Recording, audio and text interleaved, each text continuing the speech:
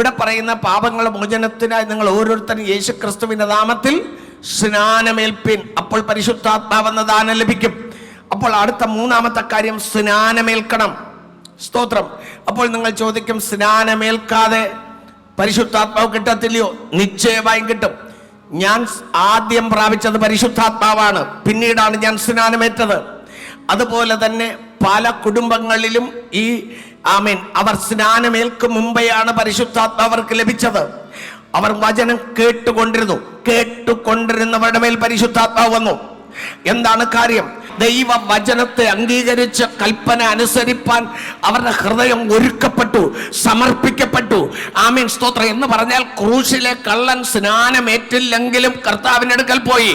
അവൻ അപ്പോൾ സ്നാനമേൽക്കാണ്ട് വന്നാൽ ഏൽക്കാൻ അവനൊരു 100% അവന് തീരുമാനമാണ്. അപ്പോഴാണ് മാനസാന്തരം ഉണ്ടായത്. പിന്നെ ഒരു അവസരം അവന് ലഭിച്ചില്ല. അതുകൊണ്ട് ഇന്ന് നിങ്ങൾ ഇപ്പോൾ പ്രാപിപ്പാൻ വന്നിരിക്കുമ്പോൾ ഇതുവരയ്ക്ക് സ്നാനമേൽക്കാത്തവരുണ്ടെങ്കിൽ 100% ഞാൻ കർത്താവിനെ സ്വീകരിക്കുന്നു, എൻ്റെ പാപത്തെ ഏറ്റുപറഞ്ഞ് ഉപേക്ഷിക്കുന്നു.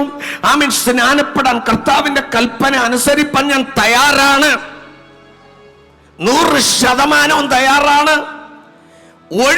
ഒഴിവ് കഴിവും പറയാതെ അതനുസരിപ്പാൻ തയ്യാറാണ് എന്ന് നിങ്ങൾക്കൊരു തീരുമാനമുണ്ടെങ്കിൽ, സ്തോത്രം, നിശ്ചയമായും ഈ പരിശുദ്ധാത്മാവ് പ്രാപിക്കുവാൻ കഴിയും.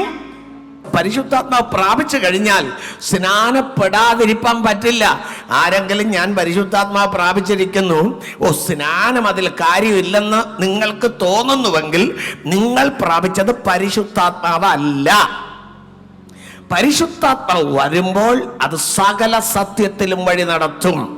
അതുകൊണ്ട് ഇന്നത്തെ കരിസ്മാറ്റിക് മൂവ്മെന്റ് പോലെ ഞാൻ എന്തോ പ്രാപിച്ചു എന്നൊക്കെ പറഞ്ഞ് കൈയടിച്ചൊന്നും നടന്ന് എന്തോ വായി തോന്നിയത് പറഞ്ഞെന്നായില്ല.